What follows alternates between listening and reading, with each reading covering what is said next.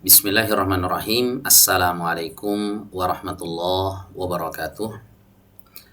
Alhamdulillah wassalatu wassalamu ala Rasulillah nabiyina Muhammad wa ala alihi wa sahbihi wa man tabi'ahum bi ihsanin ila yaumiddin, amma ba'du. Di video kali ini insyaallah saya akan melanjutkan kembali menjawab pertanyaan-pertanyaan yang masuk dari para peserta kelas tajwid musawwar batch yang pertama, dan ini adalah video yang ketiga ya teman-teman ya. Sebelumnya mohon maaf kalau jeda dari video kedua ke video ketiga ini cukup panjang gitu, karena memang saya cukup banyak kesibukan dan ini baru ada waktu senggang sedikit. Ini pun menyisihkan sedikit waktu dari kesibukan-kesibukan yang cukup banyak ya. Ya, alhamdulillah ada sedikit waktu senggang. Saya coba akan jawab beberapa pertanyaan dari teman-teman semuanya. Baik, langsung saja kita masuk ke pertanyaan yang pertama. Ya, pertanyaan ini datang dari Ibu Rini. Ya. Baik, pertanyaannya, kadang saya menyebutkan huruf-huruf yang tebal, kadang bibir terikut juga.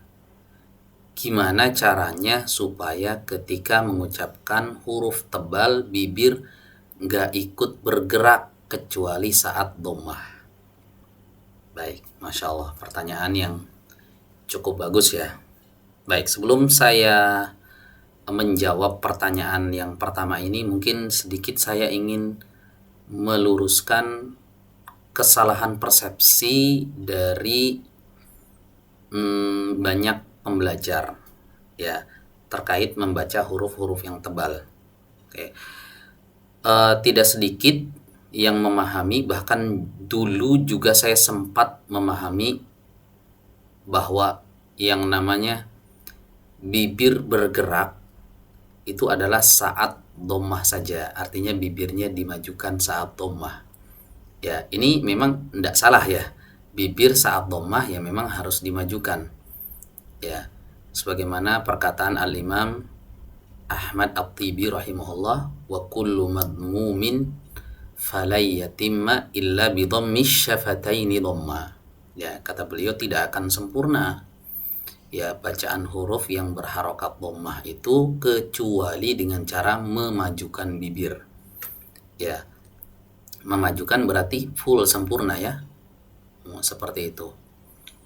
Nah, bagaimana dengan huruf-huruf yang tebal yang bukan dhammah? Ini terkadang bibirnya ikut bergerak nih. Ya, contoh, misal saat kita mengucapkan huruf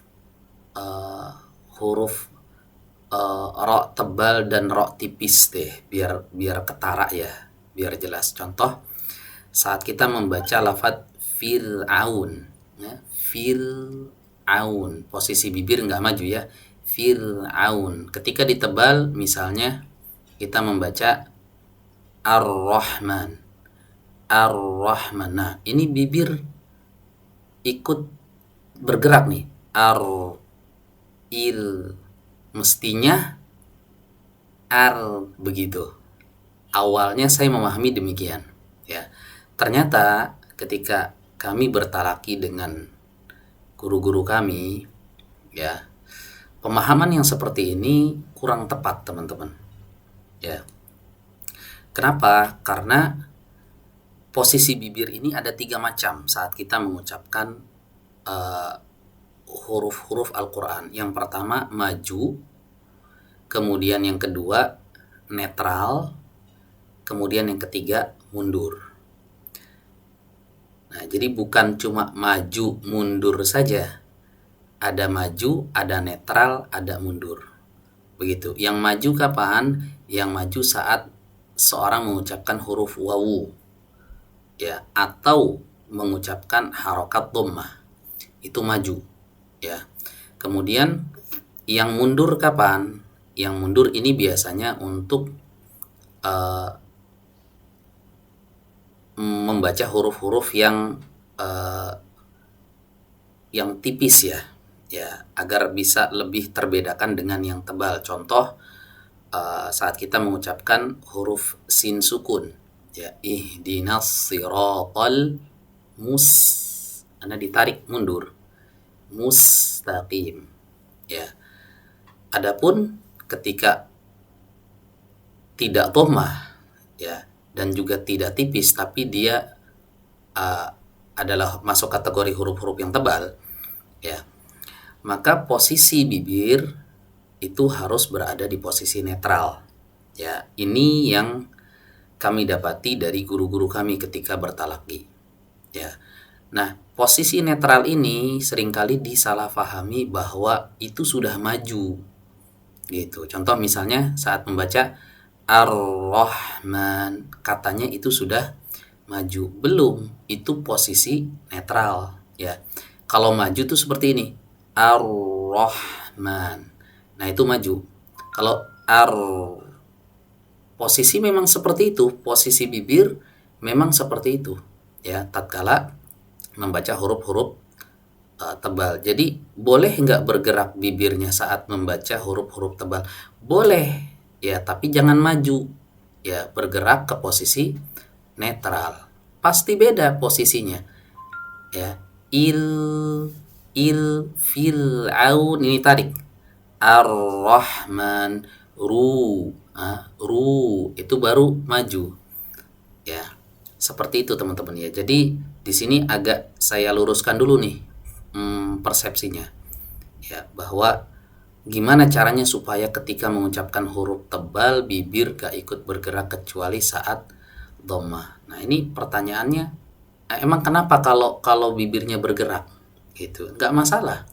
Bibir bergerak itu gak masalah, ya. Apalagi bergeraknya ini dalam rangka membantu agar ketebalan huruf itu menjadi sempurna. Kecuali bergerak sampai maju. Nah, ini yang dilarang. Ya, seperti itu teman-teman, ya. Jadi nggak masalah, ya, kalau misalnya bibir kita bergerak Ar-Rahman,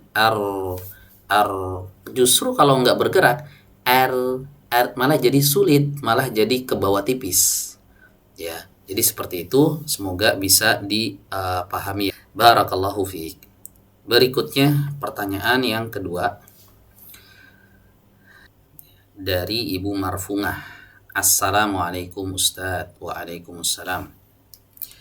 Izin bertanya, ketika ayat-ayat Al-Quran baru diturunkan itu sudah berikut penamaan suratnya atau penamaan surat dibuat ketika dijadikan mushaf untuk memudahkan? Jazakumullahu khairan jaza untuk penjelasannya. Oke, sebelum saya menjawab pertanyaan ini, ya, sedikit saya ingin mengoreksi nih ucapan jazakumullahu khairan jaza, ya. Jadi kalau kita ingin mengucapkan jazakumullahu khairan jaza ini mestinya jangan pakai huruf N tapi pakai huruf L. Jazakumullahu khairal jaza. Kalau jazakumullahu khairan ini jangan ditambahkan jaza lagi. Karena ini nanti tidak sesuai dengan kaidah bahasa Arab, ya. Jadi ada dua opsi, boleh jazakumullahu khairan sampai sini tidak ada tambahan jaza. Kalau mau ditambahkan jaza, jazakumullahu khairal jaza, ya, seperti itu. Wallahu a'lam. Oke, kembali ke pertanyaan, ya. Kalau membaca dari isi pertanyaannya ini sepertinya penanya memahami ada dua kemungkinan di sini. Kemungkinan pertama, Al-Quran itu diturunkan udah sepaket sama nama-namanya. Artinya Rasulullah yang memberikan nama surat tersebut. Atau penamaan surat ini dibuat ketika dijadikan mushaf untuk memudahkan. Kalau mushafnya udah jadi berarti kan Rasulullah SAW-nya sudah wafat. Karena di zaman Rasulullah SAW belum ada mushaf yang sudah dibukukan sempurna. Berarti konsekuensinya kalau opsi yang kedua ini, surat itu dinamakan atau dibuat ketika dijadikan mushaf, berarti bukan Rasulullah SAW yang menamakan surat tersebut, ya, tapi para sahabat dan juga para tabi'in, begitu. Nah, bagaimana sebenarnya? Baik, ada jawaban yang sangat bagus sekali dari Dr. Muhammad Salim Muhaisin di kitab beliau Tarikhul Quranil Karim. Ya, intinya di sini ada dua pendapat. Ya, apakah nama-nama surat dalam Al-Qur'an itu sifatnya tauqifiyah ataukah tidak? Tauqifiyah itu artinya ya Rasulullah SAW yang menamakan setiap surat itu dari Al-Fatihah sampai An-Nas. Kalau tidak berarti ada sebagian surat yang tidak dinamakan oleh Rasulullah Shallallahu Alaihi Wasallam. Ya. Nah, di sini ada dua pendapat. Pendapat yang pertama adalah pendapat jumhur ulama. Ya, di mana jumhur ulama berpendapat bahwa seluruh nama surat di Al-Quran itu bersifat tauqifiyah. Artinya Rasulullah Shallallahu Alaihi Wasallam yang memberikan nama tersebut, Al-Fatihah, Al-Baqarah, Ali Imran, kemudian An-Nisa dan seterusnya sampai Al-Falaq, An-Nas. Itu Rasulullah Shallallahu Alaihi Wasallam yang memberikan nama. Ya, dalilnya banyak sekali hadis-hadis yang menyebutkan Rasulullah SAW memberikan nama itu. Contoh, ya, dalam sebuah hadis disebutkan man qara'a hatainil ayataini min akhiri suratil Baqarah fi lailatin kafatahu. Kata Rasulullah SAW, barang siapa membaca dua ayat terakhir dari surat Al-Baqarah, maka itu sudah mencukupkan baginya. Artinya dua ayat ini sudah cukup baginya. Nah, di sini Rasulullah SAW menyebut nama Al-Baqarah. Ya, berarti Rasulullah SAW yang memberikan nama surat tersebut, gitu kan? Al-Baqarah. Ya. Contoh lain dalam hadis disebutkan Iqra'uz Zahrawaini, bacalah Az-Zahrawain, Al-Baqarah wa Ali Imran. Ya, surat Al-Baqarah dan juga surat Ali Imran. Ya, fa innahuma ta'tiyani yaumal qiyamah, karena keduanya Al-Baqarah dan Ali Imran nanti pada hari kiamat akan datang pada hari kiamat ka'annahuma ghamamatani, ya, seperti dua awan besar, ya, tuhajjani an ashabihima, yang menaungi orang yang senantiasa membacanya. Ya, di sini Rasulullah SAW menyebutkan kata Al-Baqarah dan Ali Imran. Atau anjuran membaca surat Al-Kahfi, hadisnya kan udah sering kita dengar ya, man hafidha asyra ayatin min awali suratil kahfi, barang siapa yang menghafal 10 ayat di awal surat Al-Kahfi, usima minad dajjal, maka dia akan dilindungi dari dajjal, begitu kan. Nah, di sini Rasulullah SAW menyebutkan Al-Kahfi, ya, menyebutkan Al-Kahfi. Nah, berarti itu kan nama surat dari Rasulullah SAW, ya. Atau hadis yang lain, misalnya hadis yang berasal dari Aisyah yang menceritakan bagaimana Rasulullah SAW tidur.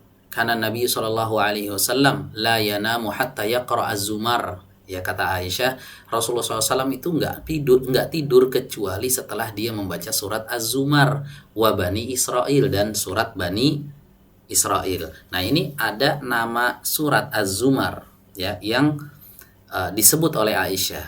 Ya, berarti kan beliau tahu nama surat ini karena dikasih tahu oleh Rasulullah Shallallahu Alaihi Wasallam. Sehingga di sini para ulama menyimpulkan bahwa surat-surat Al-Quran nama-namanya itu dinamakan oleh Rasulullah Shallallahu Alaihi Wasallam. Ya, atau man qara'a ad-dukhan fi lailatil jum'ah ghufira lah. Ya, barang siapa membaca surat Ad-Dukhan di malam Jumat, maka dia akan diampuni dosa-dosanya. Ya, meskipun beberapa hadis ini ada yang dhaif, ya, seperti man qara'a surat Al-Waqi'ah, barang siapa yang membaca surat Al-Waqi'ah setiap malam, lam tusibhu faqatun abadan, dia tidak akan miskin selama-lamanya. Ini meskipun ada beberapa hadis yang dhaif, tapi intinya di sini ada penamaan surat itu, gitu, yang disebutkan oleh Rasulullah Sallallahu Alaihi Wasallam. Ya. Dan perlu kita ketahui bahwa nama-nama surat Al-Quran ini terbagi menjadi dua. Ya, ada yang surat dia cuma punya satu nama. Ya, surat ini cuma punya satu nama. Ya, Contohnya surat An-Nisa, udah nggak ada nama lain.